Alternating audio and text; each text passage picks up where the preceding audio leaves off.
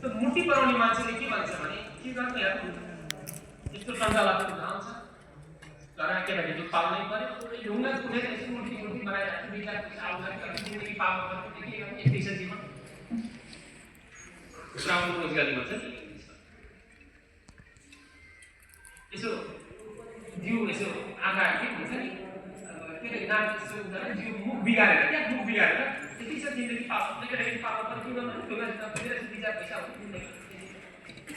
जिउने जोग गरिरहेको छु भनेर बनाइरहेको कुनै के थियो त्यस्तै मूर्ति बनाउने अर्को मान्छे थियो छेउमा 4-5 मान्छेहरूमा त्यति मान्छेले अर्को मान्छेलाई सोध्दैछ दाइ के गरिरहनु भएको छ भनेर सोद्धाखेरि छेउमा मूर्ति बनाइरहेको अर्को मान्छेले के भनेको छ हेर्नुहोस् मूर्ति बनाइरहेको छ खुसी छ मूर्ति बनाइरहेको छ दाइ भाइ तपाईँलाई थाहा छ म यस्तो मूर्ति बनाइरहेको छु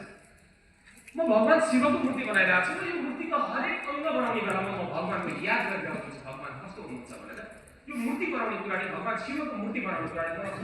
यस्तो खुसी भएको छ आनन्दित महसुस गरेको छु मैले मूर्ति बनाएको छु अनि तपाईँलाई थाहा छ एकदम हरपल म भगवानलाई सम्झेर मूर्ति बनाइरहेको मान्छे हो यो बनिसकेपछि यो मूर्ति जुन ठाउँमा जान्छ नि 2-4 पैसा पनि आउँछ नि हजुर यस्तो पुण्य काम गर्दैछ पैसा गर्छ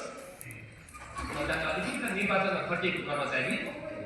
खटिनै परेर राज्यले खटाएर जाँदैछु भने गुरुक्क परेर जाने कुरा र यो जिम्मेवारी अवसर यो राज्यको एउटा महत्त्वपूर्ण जिम्मेवारी एउटा अवसरको रूपमा सदुपयोग गर्दैछु खुसी साथ जाँदैछु भन्ने कुन चाहिँ बाटो लिनु छ त्यो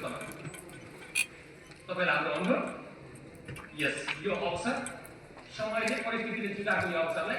खुसीका साथ स्वीकार गरेर बडा उच्च मनोबलका साथ म चाहिँ निर्वाचन चाहिँ यात्रामा खटिँदैछु भन्ने शुभेच्छा चाहिँ जानु